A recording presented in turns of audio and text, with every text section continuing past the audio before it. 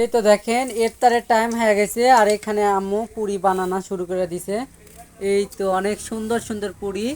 আর ওখানে এই তো দেখছেন, দেখেন পুরি কখন তা ভাজতেছেন আম্মু? কে বলি ভাজতে লাগিছেন? এই তো দেখেন কত সুন্দর পুরি। এগুলো পুরি কিন্তু মিমও ভাজে, আম্মুও ভাজে, তো আজকে হচ্ছে আম্মু ভাজতেছে, মিম ভাজেনি।